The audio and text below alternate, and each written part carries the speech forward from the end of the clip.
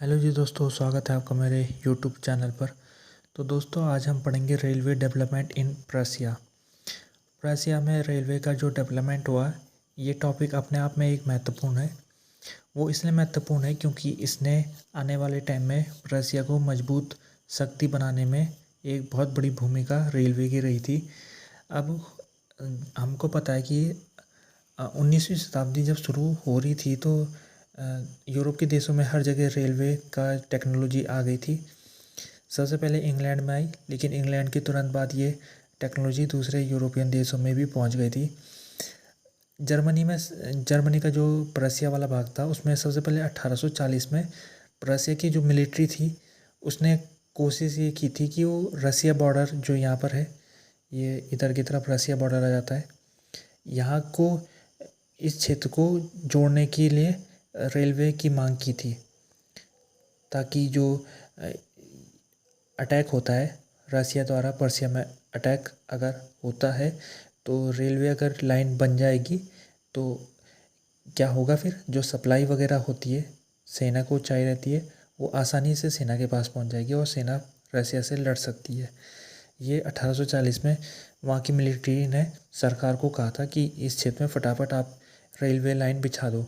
लेकिन इसका जो काम शुरू हुआ 1848 से, जब रेवोल्यूशन जर्मन स्टेट में फैली थी, और उस रेवोल्यूशन को जब ख़त्म हो गई थी 1849 के बाद से ये रेलवे का काम शुरू हो गया था।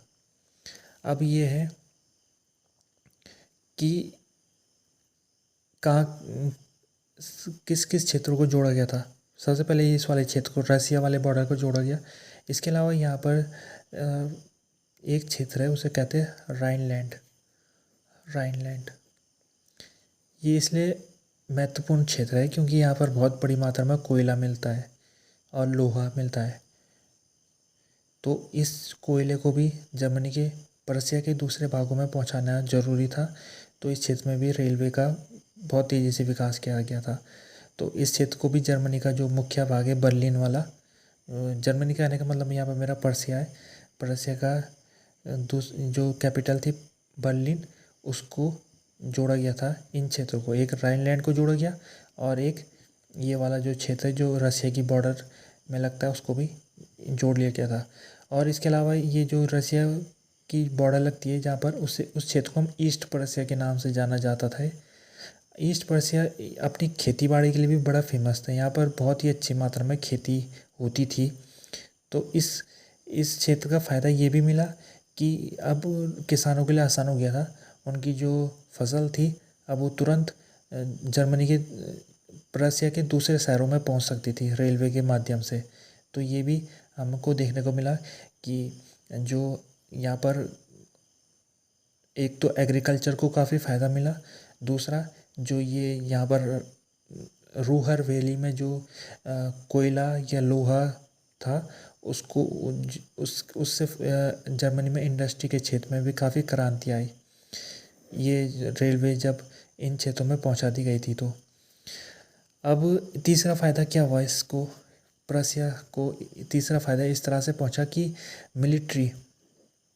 मिलिट्री का ध्यान रखा गया था। रेलवे का जब जो भी लाइन बिछाई गई, सबसे पहले ध्यान मिलिट्री का रखा गया कि किस तरह से अगर प्रसिया के ऊपर अटैक होता है, कोई भी देश करता है, तो प्रसिया तुरंत अपनी सेना को बॉर्डर इलाके में भेज सके और सप्लाई भी भेज सके बॉर्डर इलाके में। ये ध्यान रखा गया था और इसका फ़ायदा प्रसिया को बहुत ज़्यादा हुआ। जैसे आने वाले समय में उसकी लड़ाई हुई थी ऑस्ट्रिया के साथ प्रसिया की जब लड़ाई हुई थी, तो उस समय के आंकड़े ये कहते हैं कि प्रसिया की जो रेलवे लाइन है वो ऑस्ट्रिया के मुकाबले दुगनी साइज की थी, दुगनी लेंथ की रेलवे लाइन थी प्रसिया की, किसके मुकाबले, ऑस्ट्रिया के मुकाबले। और फ़ायदा ये इस तरह से पहुंचा कि ऑस्ट्रिया की जो सेना है उसे अपनी सेना बॉर्डर भेजने में काफ़ी टाइम लग गया था क्योंकि उसके रेलवे डेवलपमेंट ज़्यादा नहीं हुआ था, जबकि प्रसिया का रेलवे डेवलपमेंट बहुत तेज़ी से हुआ। तो इस वजह से लड़ाई के समय जब आया तो प्रसिया तुरंत उसने अपनी सेना ऑस्ट्रिया की बॉर्डर में भेज दिया। तो इस तरह से इसका एक बहुत महत्वपूर्ण कारण है कि प्रसिया इसी वजह से ऑस्ट्रिया को इतने जल्दी हराने में कामयाब हो गया था। और दूसरा फ़ायदा लड़ाई जो हुई थी फ्रांस के साथ हुई थी पर्सिया की, उसमें भी जो पर्सिया है वो अपनी सेना को फ्रांस की बॉर्डर में बहुत जल्दी पहुंचाने में कामयाब हो गया था, क्योंकि उसकी जो रेलवे सप्लाई लाइन थी वो डेवलप हो चुकी थी और उसने सप्लाई भी बड़ी तेज़ी से पहुंचा दिया था बॉर्डर में। और इसका एक बहुत बड़ा कारण था कि पर्सिया ने फ्रांस को लड़ाई में हरा दिया था, तो उसमें भी रेलवे का एक बहुत बड़ा योगदान था। तो ये चीज़ है, इसीलिए मैं रेलवे का एक अलग से मैंने टॉपिक बनाया। तो ये बहुत महत्वपूर्ण योगदान रहा पर्सिया के।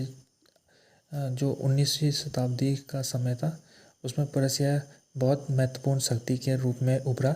तो उसका कारण एक यही था कि एक तो रेलवे के क्षेत्र में बहुत क्रांति आ रही थी, रेलवे के क्षेत्र में क्रांति आ रही थी। दूसरा, इंडस्ट्री भी बहुत तेज़ी से ग्रो हो रही थी।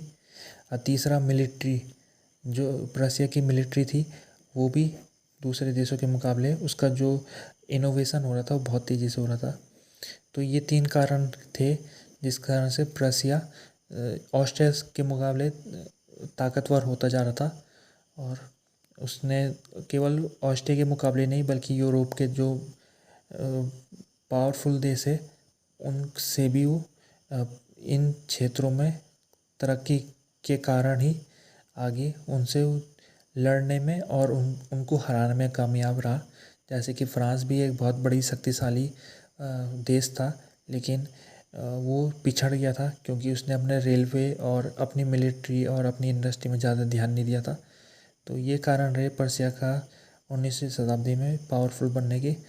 तो आई होप आपको वीडियो पसंद आया होगा। वीडियो पसंद आया तो वीडियो को लाइक करना, कमेंट करना और चैनल सब्सक्राइब करना। वीडियो देखने के लिए धन्यवाद।